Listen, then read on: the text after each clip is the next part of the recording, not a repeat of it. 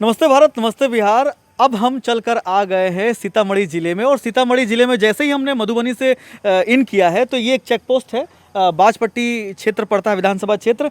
इस check post पे हमारे मजिस्ट्रेट जो हैं वो देर रात हो चुकी है, और यहाँ पर मजिस्ट्रेट जो हैं वो ड्यूटी पर तैनात हैं। तो हमने सोचा कि चलिए, जिस तरह से बिहार विधानसभा चुनाव को प्रशासन जिस तरह से उस पर काम कर रहा है, तो हम लोग इनसे बात करते हैं और किस परेशानी से गुजर रहे हैं, किस तरह से काम कर रहे हैं इस बिहार विधानसभा चुनाव में, इनसे बात करते हैं और जानते हैं कि किस तरह से काम हो रहा है।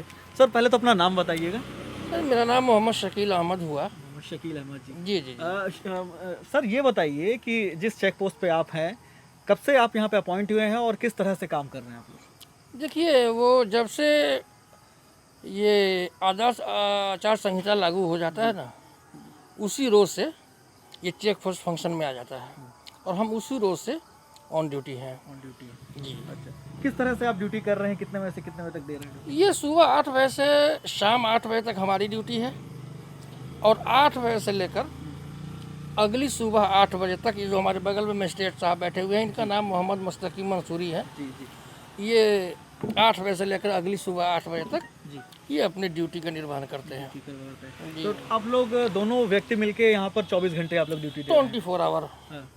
अच्छा। 12 घंटा मैं रहता हूँ, 12 घंटा ये रहता है। अच्छा, जब से आप यहाँ पर आपकी पोस्टिंग हुई है, तब से किस तरह की चीज़ें आपके सामने हो रही हैं? कुछ ऐसा संदिग्ध वस्तुएं कुछ मिली हैं, कोई गाड़ियाँ कुछ? देखिए, हम लोग एक दिन में 200, 300, 400 मैंने जितनी भी गाड़ियाँ गुजरती हैं हम लोग उनको चेक करते हैं। जैसे गाड़ी के अंदर कोई भी हमको संदिग्ध सामान मिला, हम हर गाड़ी को रोकते हैं, चाहे उस पर हमें शक हो या ना हो। जितनी भी गाड़ियाँ क्रॉस करती हैं, उन सब गाड़ियों को हम लोग रोकते हैं। मेरे साथ में जो एस्थेटिक जो है, उनके साथ में एक पुलिस पदाधिकारी प्रतिनियुक्त हैं, वो जाते हैं वहाँ चेक करते हैं। वीडियोग्राफर भी हमारे पास अवेलेबल है, डे के लिए अलग है, नाइट के लिए अलग है, और एफएसटी के लिए भी अलग है। तो हम लोग जाते हैं और वीडियोग्राफी होती रहती है और हम लोग चेक करते हैं। तो हम लोग सबसे पहले तो गाड़ी को इस तरह से चेक करते हैं कि शीशा को खोल दिए, ऑन करवा दिए, टूल बॉक्स को चेक किए, उसके अंदर क्या सब रखा हुआ है, पर्स है, बैग है। उसके बाद हम लोग आगे वाला जो क्या बोलते हैं उसको, जो मशीन होती है, बोनेट, उसको भी हम लोग ओपन करवा कर देखते हैं, और डिक्की भी देखते हैं। डिक्की के पीछे और ऊपर में जो एक मैट लगा होता है, उसके नीचे भी हम लोग खोल करके देखते हैं। तो उसमें अक्सर हम लोगों को अभी गाड़ी का जो चक्का होता है, स्टेपनी, वो मिला कर रहा है। अच्छा। वो लोग अंदर रखते हैं। किसी किसी गाड़ी में ये होता है कि जहाँ पर बीच वाली जो जगह होती है, सीट होती है, जिसमें पैसेंजर बैठे होते हैं, किसी किसी गाड़ी में, हालांकि हम लोग के पास उतना तजर्बा होता नहीं है कि हम तो इतना जानते हैं कि टूल बॉक्स और डिक्की, लेकिन हम लोगों ने इस पर कुछ रिसर्च किया। कुछ ड्राइवर लोगों से, कुछ लोगों को हम लोगों ने बुलवाया जो एक्सपर्ट है, कि भाई किस मॉडल की गाड़ी में कहाँ कहाँ पर सामान छुपाया जा सकता है। जनरली आगे, बीच में, पीछे में, डिक्की में, ये 3 चीज़ तो हम लोग सब आदमी जानते हैं।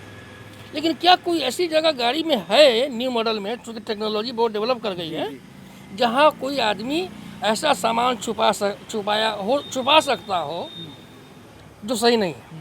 जैसे कैश है, शराब है, आर्म्स है, कोई भी नशीली चीज़ है, अग्नियास्त्र है, या ये सब चीज़ कहाँ रखी जा सकती है।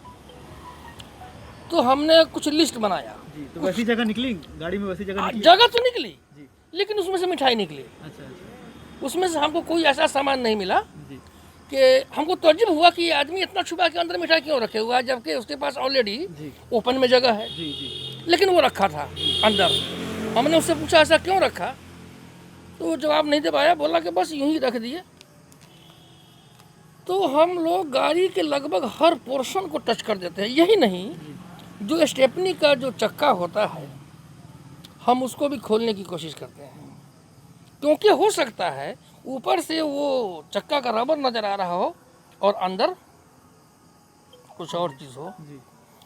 कहने का मतलब यह है कि कोई भी ऐसा सामान, लगेज है उसके अंदर कुछ भी हो सकता है। हम ये मान कर चलते हैं कि इसके अंदर कैश है, जी इसके अंदर पैसा है, इसके अंदर आर्म्स है। हम ये मानकर नहीं चलते हैं कि इसके अंदर नहीं भी हो सकता है। हम ये मानकर जांच करते हैं कि 110% इसके अंदर सामान है। हम जब तक ऐसी भावना नहीं रखेंगे हम ईमानदारी से चेक नहीं कर पाएंगे। ये अलग बात है कि जब मैं कभी चेक करता हूँ तो कभी कद्दू निकलता है सब्जी, अच्छा कभी किसी की दवा निकलती है, कभी बिस्किट है, कभी लंच बॉक्स है। तो कहने का मतलब यह है कि हम लोग हर वो उस चीज़ को जांच कर रहे हैं। आप लोग पूरी परिपक्वता से और हाँ, और इसके लिए हम इंडिविजुअली भी अपना कुछ अपने तजर्बा के हिसाब से कहिए या कुछ लोगों से राय मशवरा करके कहिए, हमने अपना एक चार्ट बनाया है कि कहाँ कहाँ सामान रखा जा सकता है। तो वहाँ पे आप लोग ज़्यादा फोकस करते हैं। वहाँ हम लोग फोकस करते हैं। एक सवाल था मेरा, आप लोग जितनी ईमानदारी से ड्यूटी अपनी कर रहे हैं, निर्वाचन आयोग प्रशासन अपनी तरफ से पूरी जी तोड़ मेहनत कर रहा है, जी, जी, जी। इतनी मेहनत करने के बावजूद भी क्या कुछ चीज़ें हैं, कुछ कमियां हैं? आपकी तरफ से कुछ सुझाव हो सकते हैं?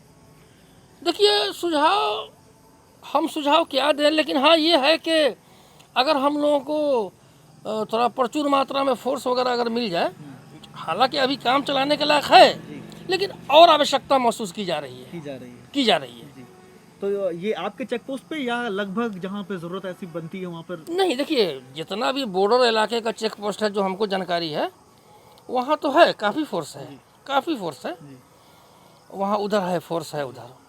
हमारे चेक पोस्ट पर वही मेरे साथ में एक थाना के पुलिस पदाधिकारी हैं डे के लिए, और एक थाना के पुलिस पदाधिकारी है नाइट के लिए, और फ्लाइंग स्क्वाड जो टीम है FST, जिनको अपना फील्ड वगैरह में जाते हैं, वहाँ छापामारी करते हैं, तो उनके साथ में अच्छी खासी पुलिस है, क्योंकि उनको जाना होता है बहुत अंदर, बहुत जगह जाना होता है, तो उनके साथ में है। क्या आपको प्रचुर मात्रा में फोर्सेस अवेलेबल हैं?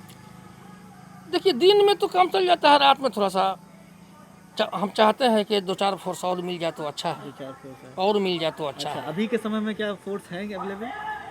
हाँ, वही जो एक है। एक फोर्स अवेलेबल। जी, जी। तो ये जो अंदर से जो भय है, ये किस वजह से है? ये भय जो आप, देखिए, भय ऐसा क्या है, भय क्या है, ऐसी कोई बात नहीं है, लेकिन हम ये चाहते हैं कि कुछ और फोर्स मिल जाए कि रात में जांच करने में थोड़ा सा ये एक इंसान होने के नाते जो डर होता है वो डर न रहे। हाँ, तो अच्छा रहेगा। तो जिन गतिविधियों को लेकर आपके अंदर भय है, वो किस तरह की गतिविधियां? रात में कैसे लोग गाड़ी लेकर निकलते हैं, क्यों डर अब ये हम कैसे कहें कि कौन आदमी कैसे गाड़ी, कौन आदमी किस रूप में है, कैसे गाड़ी निकालते हैं, ये तो हम नहीं बतला सकते हैं। नहीं, क्या रात में जो गाड़ी यहाँ से जो आने जाने वाले हैं, क्या फोर्स देखकर थोड़ा सा वो सतर्क होते हैं, या फिर मतलब अगर आप अकेले रहेंगे? नहीं, हम अकेले रहेंगे तो फिर हमको तो वो समझ में नहीं पाएगा कि वो कौन है, क्या है, नहीं है। और फोर्स का तो अपना एक ड्रेस है, उनकी अपनी एक वर्दी है, तो वो तो दूर से ही वर्दी को देख करके अगर कोई ऐसा असामाजिक तत्व होगा तो उसको तो डर पैदा होगा ही, वो तो अपना रास्ता अलग ले लेगा। तो वर्दी वाली फोर्स अगर आपको मिल जाएगी तो जो आपके नहीं, अंदर वर्दी वाली तो अभी भी है जी। रात में अगर वर्दी वाली अगर फोर्स हाँ, मिल रात जाएगी में तो भी थोड़ा है, सा एक भय रात जो में भी है, बचा वर्दी कुचा भय वाली भी है फोर्स वो। है, रात में भी फोर्स है। फोर्स की तो अपनी वर्दी होती ही है, लेकिन मेरा ये कहना है कि कुछ और फोर्स मिल जाए, हाँ, तो ज़्यादा अच्छा, ज़्यादा अच्छा। तो बचा कुचा जो भय है वो भी निकल जाएगा। हाँ, भय थोड़ा सा तो होता ही है, क्योंकि रात में गाड़ी इतनी स्पीड में आती जाती है कि थोड़ा सा डर बना रहता है, और कौन किस रूप में है ये थोड़ा रहता है, लेकिन अपनी ड्यूटी है जी। जान डेमोक्रेसी को बचाने में अगर हम काम आ जाए तो हमें इस पर गर्व है। क्या बात है, क्या बात है। तो ये निर्वाचन आयोग और प्रशासन जो है जी तोड़ मेहनत कर रहा है बिहार विधानसभा चुनावों को सफलतापूर्वक करवाने की, और प्रशासन से हमने आज बात की और किस तरह से प्रशासन इस बिहार विधानसभा चुनाव में काम कर रहा है इसको समझने की, करीब से समझने की कोशिश की। हम अब सीतामढ़ी में अंदर जाएंगे और अंदर की कहानियों से आपको रूबरू कराएंगे। अपने सहयोगी कुंदन कुमार के साथ मैं सुजीत सागर, राइजिंग मगध, सीतामढ़ी।